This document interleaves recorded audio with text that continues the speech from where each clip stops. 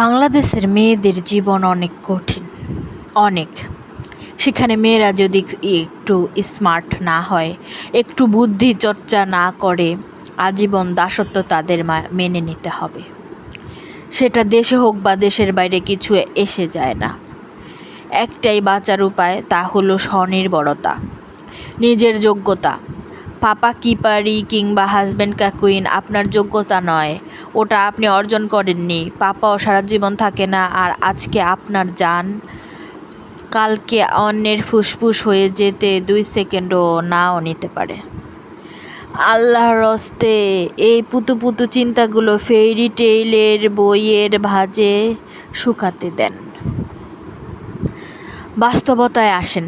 প্রতিদিন হাজার হাজার মেয়ের কান্না শুনি। ডোমেস্টিক ভায়োলেন্সের একমাত্র কারণ হলো মেয়েরা অসহায়, যাওয়ার জায়গা নেই।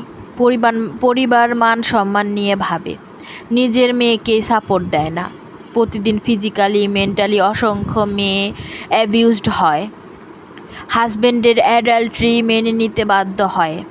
পাশের রুমে শুয়ে শুয়ে এক নারীর সাথে প্রেম করে। নারীটি চেয়ে চেয়ে দেখে, কিছু করার নাই, যাওয়ার জায়গা নাই। বাংলাদেশের বেশিরভাগ নারীরই একটা সময় কোথাও যাওয়ার জায়গা থাকে না। থাকে সামাজিক অনেক ভয় ভীতি, অনেক কিছু কাজ করে। সেটা মেয়ের মাদের মধ্যে, বাবাদের মধ্যে ইদানিংকালে এটা বেশি দেখা যাচ্ছে। হাউস হোল্ড চোর্স করে না, বাচ্চা টেক কেয়ার অংশ নেয় না, জাস্ট বিয়ে করে তারা রাজা।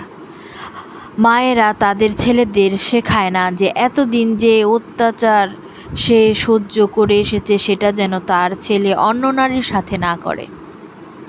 শেখালে তো ওই ছেলে আরেকটা নারীকে সম্মান করা শিখত। নিজে সারা জীবন নিজের হাজব্যান্ডের কাছে অত্যাচারিত হয়ে অবহেলিত ছেলের জীবনে গুরুত্ব খোঁজে, আর ছেলের বউয়ের জীবনের গুরুত্ব নষ্ট করে ছেলের কাছে। এটা একটা দুষ্টু চক্র, ভিশান সাইকেল। আর এই সাইকেল থেকে বের হবার একটাই উপায়, তা হলো নারীর স্বনির্ভরতা। বাংলাদেশের প্রতিটি মেয়ে যদি স্বনির্ভর হয়, তাহলে কোনো পুরুষ তাদেরকে আর ঘরের কাজের মহিলার মতো ট্রিট করতে পারবে না। একজন গেলে আরেকজন কচি বউ রেডি হবে না তাদের। ঘরের মাল্টিপারপাস বুয়া মানে দিনে মায়ের সেবাদাসী, রাতে পুত্রের সেবাদাসী হবার জন্য? ওই বজ্জাত পুরুষরা জানবে বউ গেলে বউ পাওয়া যাবে না, তখন বউয়ের যত্ন করবে, সম্মান দেবে। কিন্তু এই সত্য কথাটা না আমাদের পরিবার, বাবা মা বোঝে না। আমাদের মেয়েরা খালি একটা লাল নীল পুতু পুতু সংসারের স্বপ্ন দেখে, যে স্বপ্ন শরীরে গালে লাল নীল দাগ দিয়ে হারিয়ে যায়। আর সেখানে এই ভালনারেবল নারীদের মাথাটা আরও সুগার কোটেড বানি ছেড়ে নষ্ট করছে ডক্টর কুশালের মতো বজ্জাত ম্যানিপুলেটিভ লোকেরা। আর এটা বোঝার মতো বুদ্ধি অনেক নারীর নাই। ওই যে ভালো মেয়ে হয়ে থাকার টোপ, সে টোপ গিলে ওরা সুখেই আছে।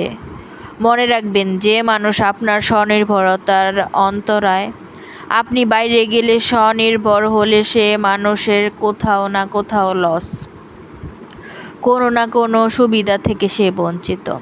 তাই যুগ যুগ ধরে রান্নাঘরে নারীকে আটকে রাখার চেষ্টা। আর এই চেষ্টা আপনার নানি, আমার নানি, আপনার দাদি, আমার দাদি, সবার প্রজন্ম থেকে প্রজন্মে চলে এসেছে। অথচ রান্না একটা বেসিক স্কিল, একটা সংসার বেসিক স্কিল। নারী পুরুষের উভয়ের পারা উচিত এবং দায়িত্ব। কিন্তু নারী ঘরে থাকলে সেটা ইজিলি নারীর উপর চাপিয়ে দেওয়া যায়। করতে না চাইলে সারাদিন ঘরে পড়ে পড়ে করো কি, ব্যাস কবি নীরব। বাকি গল্প সবারই জানা। তাই এ বেলায় বলি, আর কত? নিজের পায়ে দাঁড়ান, একটু বুদ্ধি খাটান। এভাবে আর কত? আপনার নিজের বুদ্ধি, নিজের ব্যক্তিত্বকে শান দিন। এভাবে আর কত? নিজের জন্য না হোক, নিজের কন্যা সন্তানটার কথা ভাবুন। পৃথিবীতে সবাই খারাপ না, এই লেখাও সব পুরুষের জন্য না। কিন্তু এই লেখা পড়ে যদি আপনার মেজাজটা খারাপ হয়ে যায়, তাহলে এই লেখা অবশ্যই আপনার জন্য। নেন সিন্ডারেলা, আপনার পায়ে এই জুতা ম্যাচ করেছে ওভার অ্যান্ড আউট। আসলে আমাদের দেশের তত্ত্বাবধানে রান্নাটাই সব।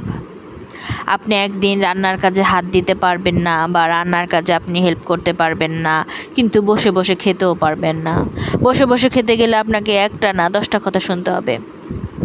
তারপরে আবার নানি, দাদি, চাচি, ফুপু এরা তো আছেই। শ্বশুর বাড়ির লোকেরা কখনোই আপন হয় না, এটা হলো সবচেয়ে বড় বাস্তব কথা।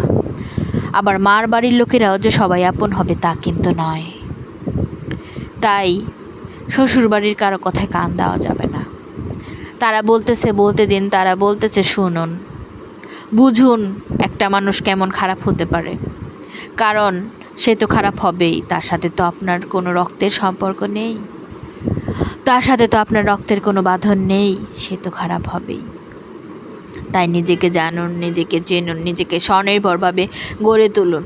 স্বনির্ভরভাবে গড়ে তোলা যে আপনাকে শুধু টাকাই কামাই করতে হবে না, এমনভাবে নিজেকে গড়ে তুলুন যাতে কেউ 2টা কথা বলতে গেলেও 10 বার করে ভেবে তারপর বলে, তারপর আপনার সাথে কথা বলতে আসে, আপনাকে ভয় পায়। এমনভাবে নিজেকে তৈরি করুন, নিজেকে গড়ুন, লোহার মতো শক্ত করে গড়ুন।